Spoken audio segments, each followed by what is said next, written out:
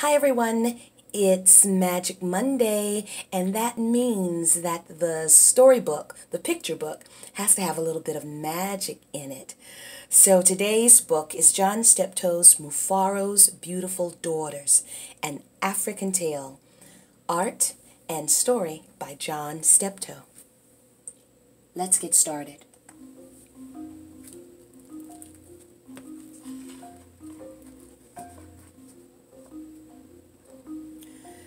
Mufaro's Beautiful Daughters, an African Tale. Illustrations and story by John Steptoe.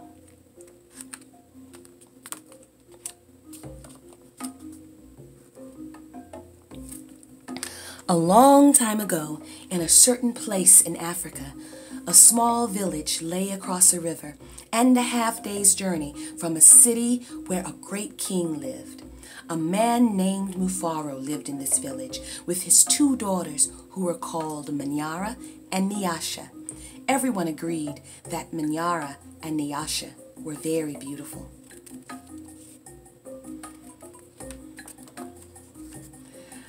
Manyara was almost always in a bad temper. She teased her sister whenever their father's back was turned, and she had been heard to say, "Someday, Nyasha, I will be a queen, and you will be a servant in my household." "If that should come to pass," Nyasha responded, "I will be pleased to serve you. But why do you say such things? You are clever and strong and beautiful. Why are you so unhappy?"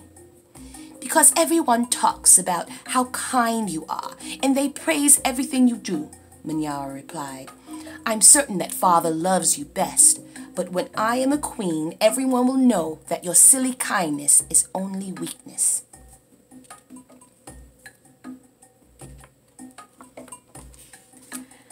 Nyasha was sad that Manyara felt this way, but she ignored her sister's words and went about her chores. Nyasha kept a small plot of land on which she grew millet, sunflowers, yams, and vegetables. She always sang as she worked, and some said it was her singing that made her crops more bountiful than anyone else's.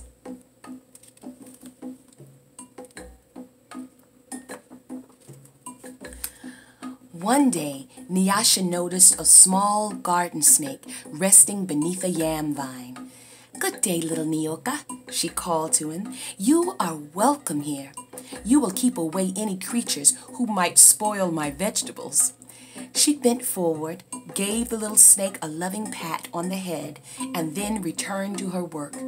From that day on, Nyoka was always at Nyasha's side when she tended her garden. It was said that she sang all the more sweetly when he was there.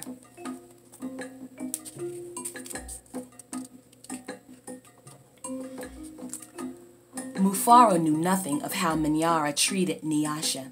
Nyasha was too considerate of her father's feelings to complain, and Manyara was always careful to behave herself when Mufaro was around. Early one morning, a messenger from the city arrived. The great king wanted a wife. "The most worthy and beautiful daughters in the land are invited to appear before the king, and he will choose one to become queen," the messenger proclaimed. Mufaro called Manyara and Nyasha to him. "It would be a great honor to have one of you chosen," he said. "Prepare yourselves to journey to the city.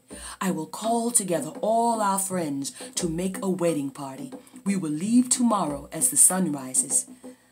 "But my father," Manyara said sweetly, "it would be painful for either of us to leave you, even to be wife to the king. I know Nyasha would grieve to death if she were parted from you. I am strong. Send me to the city, and let poor Nyasha be happy here with you." Mufaro beamed with pride. "The king has asked for the most worthy and the most beautiful. No, Manyara, I cannot send you alone. Only a king can choose between two such worthy daughters. Both of you must go."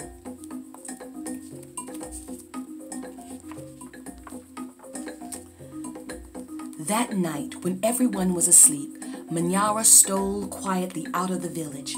She had never been in the forest at night before, and she was frightened, but her greed to be the first to appear before the king drove her on.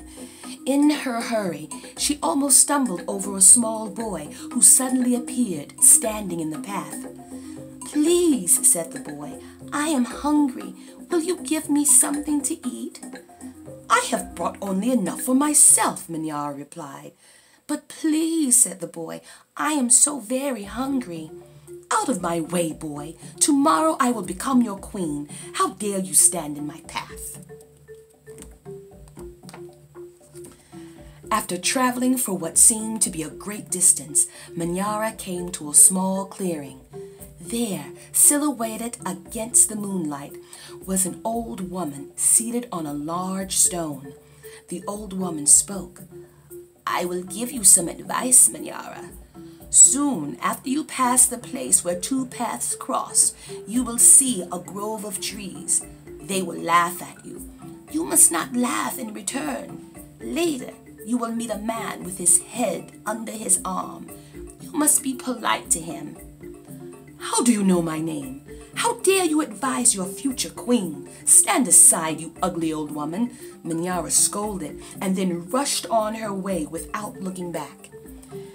Just as the old woman had foretold, Minyara came to a grove of trees, and they did indeed seem to be laughing at her.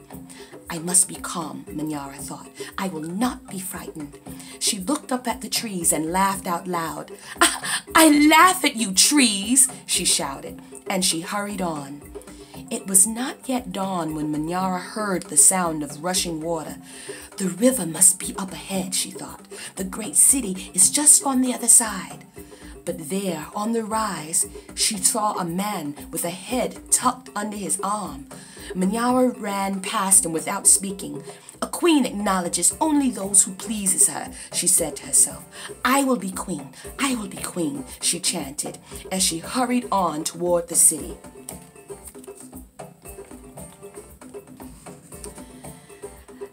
Nyasha woke at the first light of dawn. As she put on her finest garments, she thought how her life might be changed forever beyond this day. "I'd much prefer to live here," she admitted to herself. "I'd hate to leave this village and never see my father or sing to little Nyoka again." Her thoughts were interrupted by loud shouts and a commotion from the wedding party assembled outside. Minyara was missing. Everyone bustled about, searching and calling for her. When they found her footprints on the path that led to the city, they decided to go on as planned. As the wedding party moved through the forest, brightly plumed birds darted about in the cool green shadows beneath the trees. Though anxious about her sister, Nyasha was soon filled with excitement about all there was to see. They were deep in the forest when she saw the small boy standing by the side of the path. "You must be hungry," she said, and handed him a yam that she had bought for her lunch. The boy smiled and disappeared as quietly as he had come. Later, as they were approaching the place where the two paths crossed, the old woman appeared and silently pointed the way to the city. Nyasha thanked her and gave her a small pouch filled with sunflower seeds. The sun was high in the sky when the party came to the grove of towering trees. Their uppermost branches seemed to bow down to Nyasha as she passed beneath them. At last, someone announced that they were near their destination.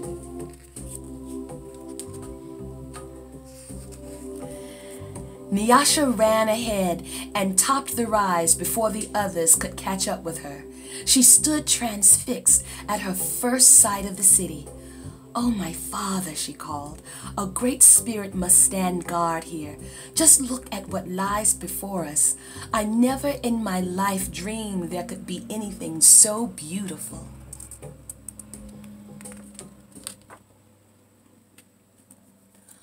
Arm in arm, Nyasha and her father descended the hill, crossed the river, and approached the city gates. Just as they entered through the great doors, the air was rent by piercing cries, and Minyara ran wildly out of a chamber at the center of the enclosure. When she saw Nyasha, she fell upon her, sobbing. "Do not go to the king, my sister. Oh, please, father, do not let her go," she cried hysterically. "There's a great monster there, a snake with 5 heads. He said that he knew all my faults and that I displeased him. He would have swallowed me alive if I had not run. Oh, please, my sister, please do not go inside that place." It frightened Nyasha to see her sister so upset. But leaving her father to comfort Minyara, she bravely made her way to the chamber and opened the door.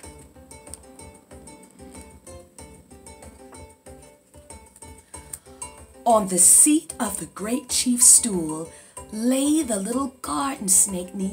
Nyasha laughed with relief and joy.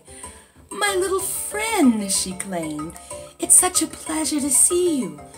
But why are you here?" "I am the king," Nyoka replied. And there, before Nyasha's eyes, the garden snake changed shape.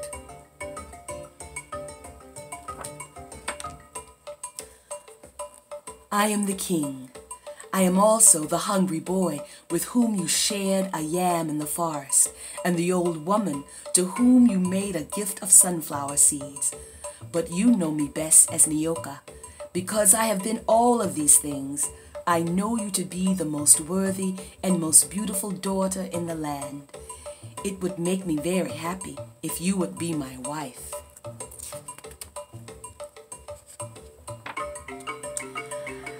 And so it was that a long time ago, Nyasha agreed to be married. The king's mother and sisters took Nyasha to their house, and the wedding preparations began. The best weavers in the land laid out their finest cloth for her wedding garments. Villagers from all around were invited to the celebration, and a great feast was held. Nyasha prepared the bread for the wedding feast from millet that had been brought from her village. Mufaro proclaimed to all who would hear him that he was the happiest father in all the land, for he was blessed with 2 beautiful and worthy daughters, Nyasha the queen and Minyara a servant in the queen's household. And that's the end. Mufaro's Beautiful Daughters, an African Tale. Story and art by Steptoe. Thanks for listening, everyone. Bye-bye.